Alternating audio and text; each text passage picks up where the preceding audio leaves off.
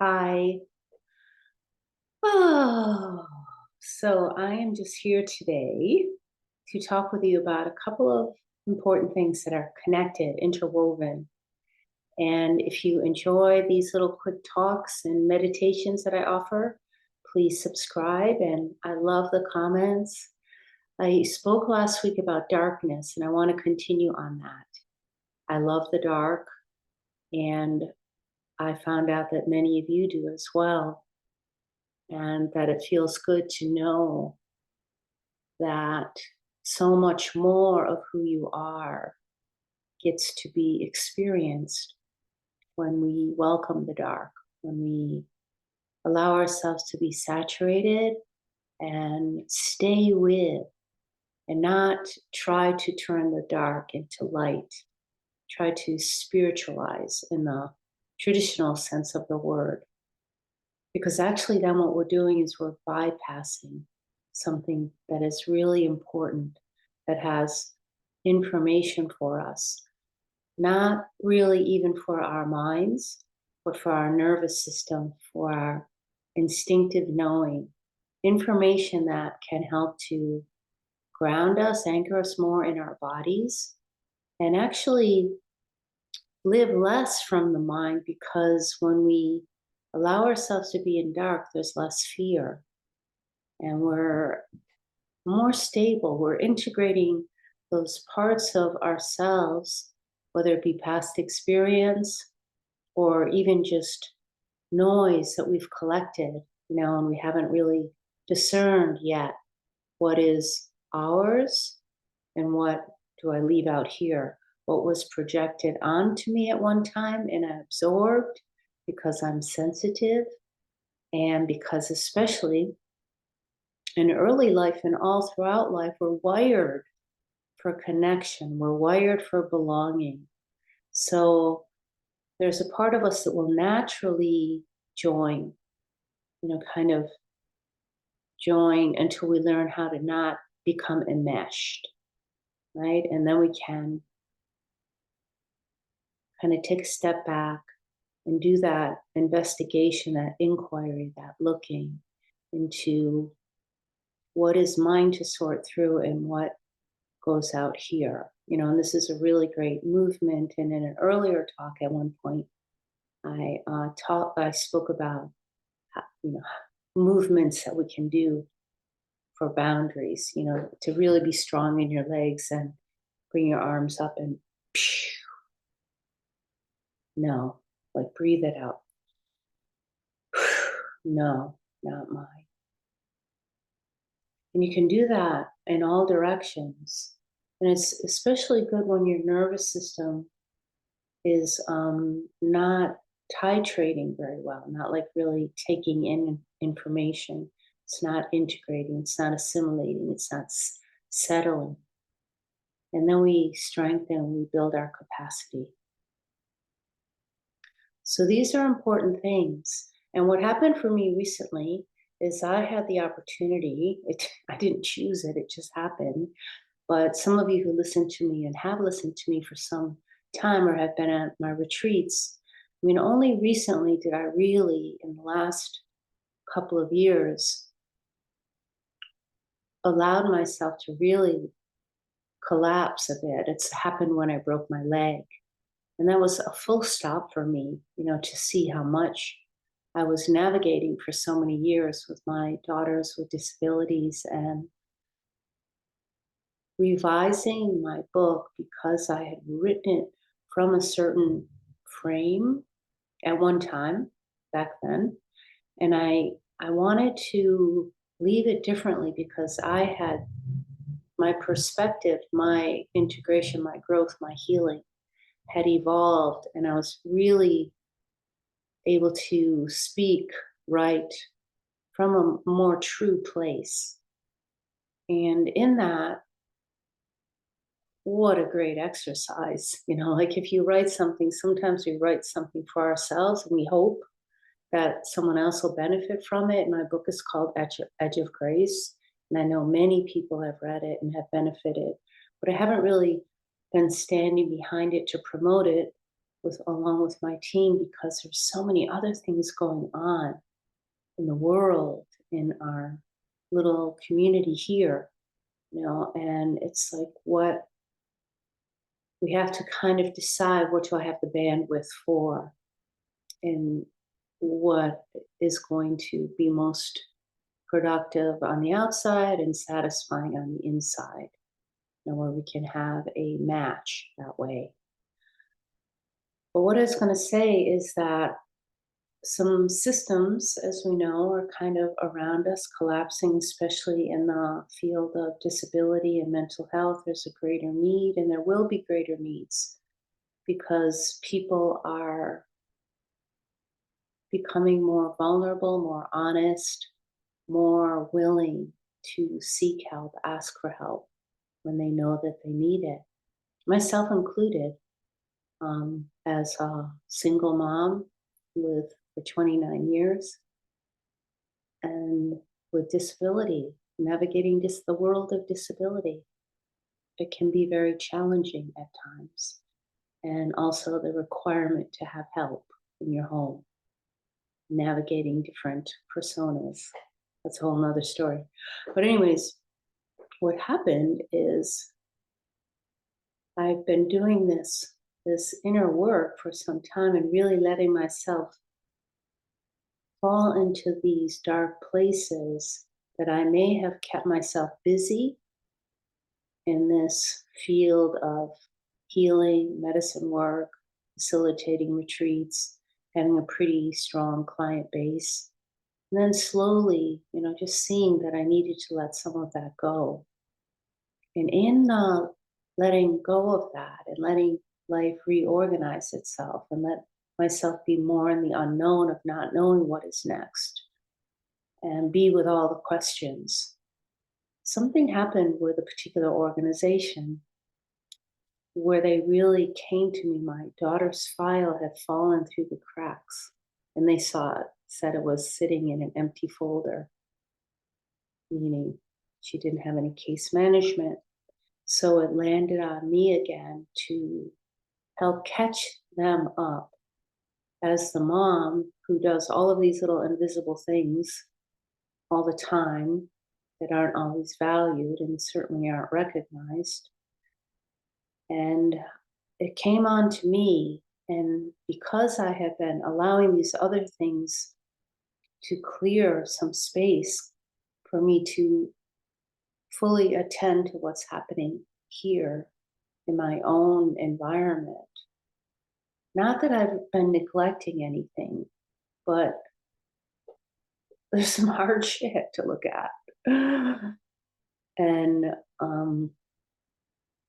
this particular organization came, and I lost it, not in a destructive way, but I raged. I mean, I just let loose of all these years of carrying and showing up, and not always getting good results, and not always knowing how to show up, and where to go, and how to get the resource, the medical equipment, the nursing help, the independent living support, all these different things that young adults need once they've graduated high school, and seeing where there are gaps, or where particular services aren't that great. And I don't always necessarily want to drop my young adult off into these places. So this happened, and I went on and on for, maybe it felt like a long time, but maybe it wasn't. One of my daughter's nurses was in the next room, and she was listening. But I mean, I was sobbing and slobbering. I mean, I had snot and tears and dampness, and I was sweating, and it was just pouring out of every orifice. It was like a purge, so massive. And there were, two people that I was speaking to, and they had masks on, which was very bizarre. I felt like I was, in this alien place. And it wasn't aggressive though. It wasn't like accusing or blaming. It was clean rage, clean anger. It wasn't harming anybody. It was just something that needed to get out and express itself. And what I realized even before that is that I had been waiting, and I talked about this in my book launch, how I had been waiting for an apology for the medical negligence, for like somebody from that whole system to just come and say, like, we're we're sorry that we damaged your daughters, we're sorry that they, have had so many opportunities taken from them, like, and then all the other side consequences of that. No small thing. And so in the waiting for that kind of apology, I was maintaining the status of a victim, like prey.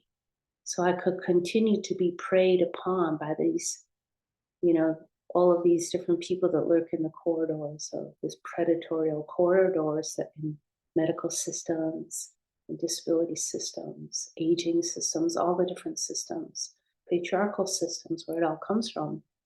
And then you're kind of, the vision is a bit narrow. You're not really, it's like filtering through a particular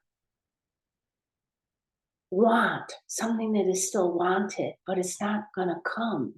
So, what I discovered, and this may not be the case for everyone, and I'm not giving anybody any advice, I'm sharing something, and you see if something in this is important to you, makes any sense. And all of this just burned out of me like it was volcanic, it was an eruption. And it was sacred. It felt sacred because it was clean. It was clean anger. And when anger is clean, it doesn't cause harm. And so when, when the whole thing was over, I kind of cleaned myself up. I was really a mess. I tell you, I never felt better. It was like the first time that I had felt so clear, super clear in a while. I've been clear before, but in a deeper way, in a different way. And then that night, I slept so good. And I hadn't been sleeping because I was really wired by this whole idea of my daughter being in an empty folder and nobody handling her case and me needing to have a role that I have no idea how to play. And wild, wild, wild. So after that, also what came for not waiting for an apology, then this eruption took place. I call it sacred rage. Then came clarity, right? And then came a deeper level of self forgiveness, like this continuous unraveling of how we hold ourselves hostage to some sense of blame, wrongdoing, not good enough, or somehow off. We did something wrong somewhere along the line to have this be like this, right? And then when all of that is happening, still, even if it's subtle, there's still a part that feels this need to fix something, get something right. And that's the part I think I talked about a lot, that pushes, that is in the front, pushing, pushing, pushing, and doesn't really, really relax. Now, these things can come in waves, and it has in my life. That's why the feminine path of awakening is always circular. It's cyclical. You continue around, and each time there's a little more shedding, a little more seeing, going through the seasons of change, going through all the different changes in the body.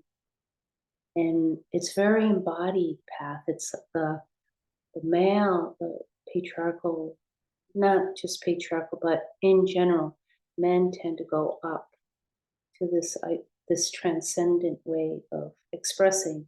And that's not a bad thing. But for the female body, it's often, and we have both of these, it's not really gender specific, but females tend to go down because we have the seed of this cosmic seed of life deep in the pelvis, in the ovaries, even, in the bones. And so our way of being is through the body. So our nervous system carries so much information. And the other thing that came, did I say this already? Clarity. So there's a clarity that comes, there's a widening of the vision, being able to see more, take more in, because we're not viewing things through a limited perspective. Like for me, for a bit, I was in survival mode. And I totally admit it. And bless the hearts of those who are in a state of trauma. Really, it had been a while for me to feel like that. Like I really get what that feels like to a degree. Everybody's different. And I could say more about that because I encounter this all of the time with different people that either come through my house or that I meet in different ways or have been in my work. And I have great, great compassion. And that reminds me of something that I want to read that somebody sent me, and then I posted it and I like it. But it says, have compassion for everyone you meet, even if they don't want it. What appears bad manners and ill temper or cynicism is always a sign of things no ears have heard and no eyes have seen. You do not know what wars are going on down there where the spirit meets the bone. I love that. That's Miller Williams. I love that. It says it all right there. And compassion, sometimes it's not something that we can muster up like an apology, right? If it's not genuine. And we can take care of what we need to take care of for ourselves. Yeah.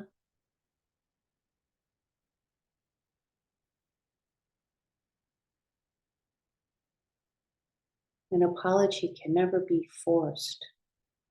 It's not like forgiveness.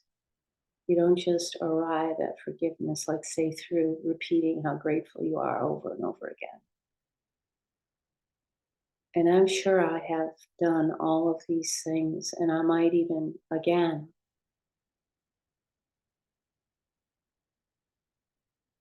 I know that for there to be true transformation and a true homing in, down and into your own body, to hold the truest compassion is for yourself always first. Always. So when I name this video, I have no idea what I'm going to name it. But YouTube requires that your videos have a name, and I'll come up with something. I may not have even spoken about what I thought I would in the beginning. But I know there are some of you who listen to me regularly and make comments, and I'm so grateful for you. It's always odd, and I've said this before, to like be here and not see you and not really know who sees these videos and not really know if you're receiving something beneficial. Yeah, I just don't know.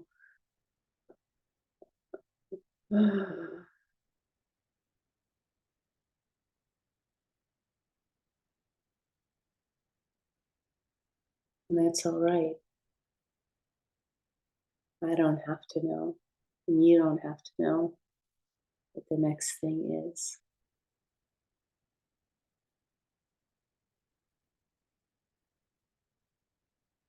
Thank you for listening. Thank you for your comments. Thank you for subscribing. I'll see you next time.